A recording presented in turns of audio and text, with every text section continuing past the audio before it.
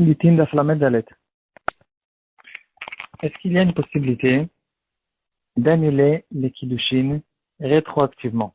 Quelqu'un il est marié depuis plusieurs années, et puis il y a quelque chose qui, est-ce qu'il est possible qu'il y ait quelque chose que les Chachamim m'ont donné, que quelqu'un il vient et il dit rétroactivement, il n'y a jamais eu de mariage, il n'y a jamais eu de kiddushin. Ça, c'est une chose qu'on voit dans notre daf, et que les poskim en parlent longuement. Est-ce que c'est quelque chose qui existe? Est-ce qu'on peut le faire de manière volontaire? Ou bien c'est que quand il y a un accident, quand il se passe quelque chose, alors B'diavad, ça arrive. Est-ce qu'on peut l'utiliser pour nos propres volontés, pour nos propres certaines choses qu'on est intéressé de le faire ou pas? Dans le Shut Mahasham, Chelek Aleph Siman Samertet, il raconte l'histoire d'une pauvre femme que son mari, il est parti pendant 12 ans, elle ne savait pas où il était. Un jour, le frère de son mari, il est arrivé, il lui a dit, sache que j'ai reçu une lettre de ma mère, qu'elle raconte que mon frère, donc ton mari, il est mort. Et elle a fait aussi, entre-temps, elle a fait des recherches, elle a réussi à avoir un papier officiel de l'État, que ils ont trouvé quelqu'un qui était mort et il portait le passeport de son mari. Après qu'elle a reçu ces témoignages, elle a été chez les Dayanim, chez le Beth Din. Le Beth Din, ils lui ont permis de se marier, c'est ce qu'elle a fait, et elle a eu un enfant. Après qu'elle a eu un enfant, il s'est avéré que c'était une grosse erreur qui est arrivée. Le mari avait prêté son passeport à quelqu'un d'autre. Ce quelqu'un, il est mort. Et en fait, son mari, il était autre part, il était vivant. Et maintenant, on se pose la question, qu'est-ce qu'on fait avec cette femme? Qu'est-ce qu'on fait avec son premier, le deuxième mari et l'enfant? Ça, c'est une halakha qui est écrite clairement dans le Sechet Yevamot. Une femme que le Beth Din lui ont permis de se remarier avec un témoin, alors, si le mari il est revenu plus tard, la femme elle doit sortir de deux maris, elle est obligée de prendre un guet des deux maris, et l'enfant il est mamzer, et il n'y a rien à faire. Et c'est ce qu'ils ont fait au fait. Donc cette femme elle a reçu un guet du deuxième mari, du premier mari, et là la grosse question, qu'est-ce qu'on fait avec l'enfant? Il est mamzer, est-ce qu'il y a une possibilité quand même de le rendre kasher? Le Maharsham il dit que si il lui avait posé la question avant que le premier mari lui ait donné le guet, il aurait donné un astuce, peut-être, la halakha et pas les maasé, peut-être il aurait pu avoir peut-être un astuce pour essayer de sauver ce pauvre enfant et cette femme surtout pour l'enfant, qu'il ne soit pas mamzer. Quelle est l'astuce? C'est ce qu'on retrouve dans notre sugya. La Gemara, elle dit une halakha spéciale, que si quelqu'un, il a envoyé un guet par un shaliach, et que quand le shaliach, il était déjà en chemin, le mari, il a annulé le shaliach. Ici, les chachamim ont fait une takana spéciale, qu'ils ont pris les kiddushin de ce mari et ils ont annulé tous les kiddushin rétroactivement. C'est la force des Rachamim que la Gemara nous dévoile. Ashkinu Rabbanan et kiddushin Mene, parce que toute personne qui se marie dit qu'il est Meshav Israël, et donc il a l'intention de faire le mariage comme les Rachamim sont intéressés. Et donc les Rachamim ont une force ici très très grande d'annuler complètement les kiddushin rétroactivement. La Gemara elle explique parce que si le shaliach il continue sa mission, il est pas en général il ne sait pas que le mari il a annulé. Qu'est-ce qu'on fait maintenant? Chaque femme qui reçoit un guet avec un shaliach, elle devrait craindre que le mari il a annulé le shaliach et donc le guet ne peut pas passer. Et donc c'est pour ça que les chachamim ont fait cette takana. Tosfot chez nous, il dit que si c'est comme ça, chaque personne qui veut protéger sa femme de ne pas mourir quand, par exemple, elle a fauté d'adultère et il veut la protéger qu'elle ne soit pas chayivet mita, il a qu'à faire cette chose-là. Elle a fauté quand elle était encore mariée. Lui, plus tard, il vient et lui donne un guet par shaliach et il annule le shaliach. Tous les kiddushin sautent rétroactivement et il s'est avéré que cette femme n'a jamais été mariée et donc il n'y a pas eu ici des chétiches. Tout ça donne deux réponses. La première réponse, c'est que inachinami, le riz, il dit inachinami. Quand on a retrouvé dans la Gemara que il faut écrire par exemple la date dans le guet parce qu'il va protéger sa nièce, c'est parce que là-bas il le fait de manière tordue. Il écrit une fausse date. Ça c'est quelque chose qu'on ne peut, qui ne va pas. Mais ici, s'il le fait d'une bonne manière, inachinami, il peut, si cette femme il s'est avéré qu'elle n'a jamais été mariée, alors inachinami, elle est pas chayavet mita. Deuxième réponse que donne Rabbeinu Tam, pas du tout. Au contraire, tout ce que les Chachamim ont instauré, on fait sauter les Kiddushin proactivement, c'est que parce que c'est une erreur, c'est quelque chose qui est arrivé. C'est pas quelqu'un qui le fait exprès, il utilise les Chachamim pour ses propres besoins, surtout quand ils sont tellement tordus. Cette question a été relevée de toutes sortes de manières au courant de pratiquement toutes les générations. Est-ce qu'il y a une possibilité de rendre Tahor de Mamzerim avec cette astuce? Donc, le Maharsham, déjà, il relève cette question. On passe maintenant à une autre génération. Rav Shlomo Zalman Auerbach, il dit, on ne peut pas du tout s'appuyer sur cette chose-là. Premièrement, pour plusieurs raisons. En tout cas, quoi qu'il en soit, c'est clair que ça ne marche pas. Dans tout le chasse, on retrouve plusieurs endroits où le chasse, il parle de certaines manières où on peut, au bout de plusieurs générations, rendre des mamzerim ksherim, surtout les enfants des mamzerim, mais il n'y a jamais un astuce comme celui-là. Et donc, on voit ici clairement, et de toute façon, même chez nous, Tosfot il pose la question, pourquoi on a trouvé nulle part que ça marche. Et donc, si la réponse, elle était que les Nechelami, ça marchait, c'est impossible, la question, elle revient, et donc, c'est pas du tout ça le pshat en Tosfot. Quoi qu'il en soit, c'est déjà une marloquette dans le Tosfot, mais en plus, il y a plusieurs autres raisons qui nous causent à dire qu'on ne peut jamais s'appuyer sur ce genre de choses. Et la raison principale, c'est que bien sûr, si tout le monde savait qu'il pouvait annuler les Kiddushin rétroactivement, ça démolit complètement la force des Kiddushin. Ça fait rentrer une fritoute incroyable. Tout le monde va savoir que maximum, si une femme a une faute d'adultère, c'est pas la fin du monde. On peut s'arranger. De toute façon, il y a le problème. Il y a plusieurs problèmes à l'Afrique et il y a surtout le gros problème de Hashkafa. C'est quelque chose qu'on ne peut pas faire. Les rabbinim ne peuvent pas du tout permettre une chose comme ça parce que il nous reste rien qu'à imaginer qu'est-ce qui va se passer s'il y a une permission comme celle-là. Le Higrot Moshe aussi. Dans Ibn Azer, il dit il n'y a même pas de quoi parler sur cette chose-là. On ne peut même pas associer cette svara avec d'autres svarot pour permettre à un mamzer de se remarier.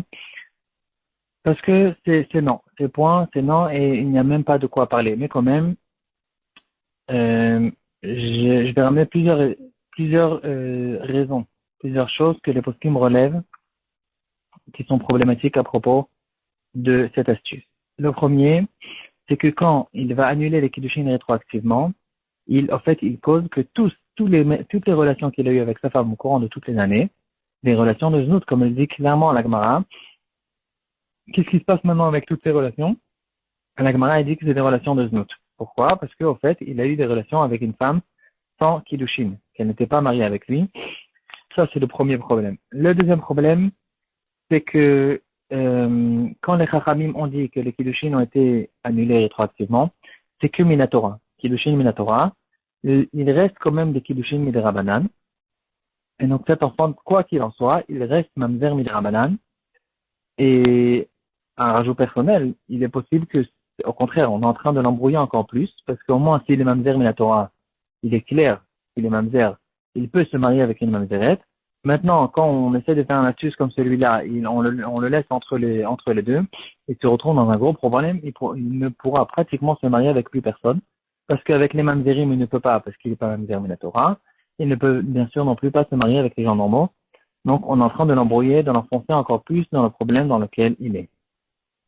Troisièmement, il y a tout un calcul dans la Soudia. Il est possible que tout ce Afkinu de Chachamim, c'est que pour Rabbi Shimon ben Gamliel et pas pour Rabbi, qui pense qu'on peut annuler devant deux personnes. Et donc, encore un autre problème. Un quatrième problème, il faut étudier cette Soudia Be'iyum parce que d'après le Ramba, Nora A, et d'autres Rishonim et Achronim, Pneuchoa, etc., ils donnent une autre explication complètement dans la Sougia. Et d'après eux, ils sentent qu'il n'y a pas du tout d'annulation rétroactive des Kiddushin. Et donc, Maskana, on ne peut pas du tout s'appuyer sur cette chose-là. Il y a eu certaines personnes qui se prenaient pour des rabbanim, qui, avec leur pitié, la pitié en soi, elle est bien, elle est correcte, mais on ne peut pas dévier de la halakha parce qu'on a pitié de quelqu'un. Et surtout, la raison principale, c'est on ne peut pas faire de rigolade de la halakha. Si quelqu'un il a fauté, et que la Torah elle décide que cette personne est mamzer, on ne peut pas maintenant euh, faire toutes sortes d'astuces qui non seulement ils ne tiennent pas d'après la halakha, mais même s'ils tenaient d'après la halakha, il y a ainsi un gros problème que on est en train en fait de toucher le ADN de l'Akdusha du clan d'Israël, et donc on ne peut pas du tout faire ces choses-là. Une autre halakha qui ressemble beaucoup et qui peut-être point de vue halakha, elle est encore mieux que l'astuce qu'on vient de voir. Et quand même sur cette chose-là, les poskim, ils n'étaient pas du tout d'accord et ils ont annulé complètement cette chose-là. De quoi on parle? Dans le shoot d'Ivry Malkiel, il ramène que les rabbinim de Paris, d'il y a à peu près 100 ans ou 150 ans, ils voulaient inventer une nouvelle chose. Ils voulaient faire que chaque personne qui se marie, il fait tout le kiddushin al-tnaï. Il fait une condition dans le kiddushin que dans un cas où il se sauve, ou dans un cas où il y a un problème d'adultère, ou dans d'autres cas, des cas extrêmes, alors le kiddushin n'existe pas. C'est-à-dire, déjà depuis le début, on prend compte des problèmes qu'il peut y avoir plus tard, et on essaye de les résoudre. Il dit, tout ce mariage, il est que si tout va bien, et si que ça commence à avoir des problèmes, alors le mariage, il est annulé, à cause d'une histoire de condition. Ici, on comprend déjà que ici, point de vue, est-ce que ça marche ou ça marche pas, c'est déjà mieux que dans l'histoire d'avant, déjà depuis le début, elle est boiteuse complètement, parce que ça dépend du pshat dans la suga, ça dépend des marloquettes, des rishonim, des tanaïm, etc., donc ça va pas du tout. Ici, c'est une question de condition, et peut-être, pourquoi pas, ça peut sauver certaines personnes, ça peut sauver certaines femmes que leur mari, il se sauve et elles restent à Gonot, etc.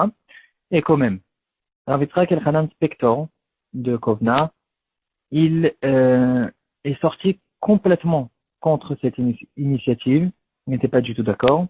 Il ramène plusieurs raisons pourquoi il n'est pas d'accord. La raison principale, c'est la raison qu'on vient de voir.